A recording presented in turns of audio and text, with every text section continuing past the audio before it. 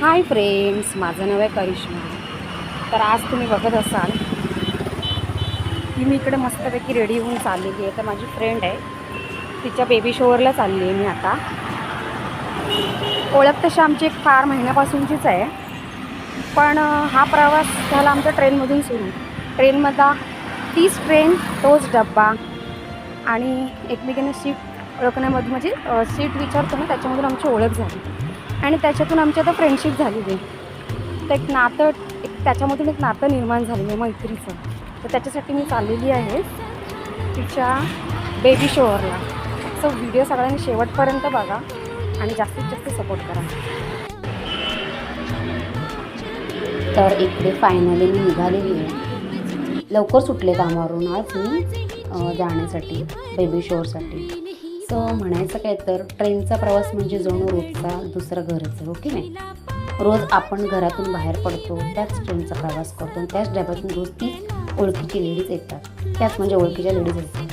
कुणी कुठल्या स्टेशनला उतरणार, कुणी कुठे चढणार, हे सगळं आपल्याला आपोआप लक्षात राहतं, हो की नाही. कारण ट्रेनचा डबा पकडल्यानंतर कळतं की आज कोण कुठे उतरणार. त्याच्यामुळे एक नवीन असं नातं तयार होतं त्याच्यामध्ये. तर तीच एक एक्साइटमेंट आहे मला आज. सो त्याच्यासाठीच मी आज जाणार आहे माझ्या मैत्रिणीच्या बेबी शॉवरला.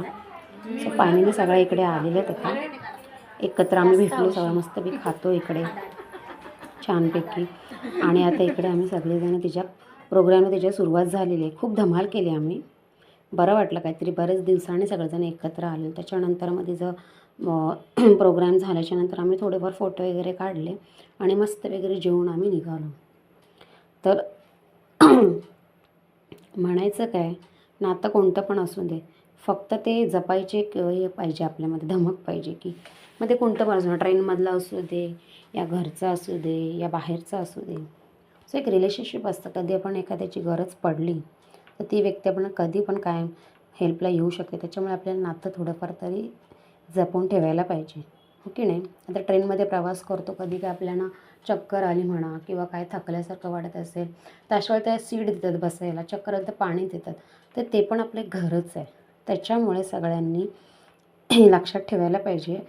रक्ताचं नातं नाही, पण रोजचा प्रवास हळूहळू तयार झालेलं तो म्हणजे मनाचं आणि माणुसकीचं नातं, हो की नाही. तर सर्वांना जर माझा ब्लॉग आवडला असेल तर नक्की सगळ्यांनी लाईक करा आणि शेअर करा.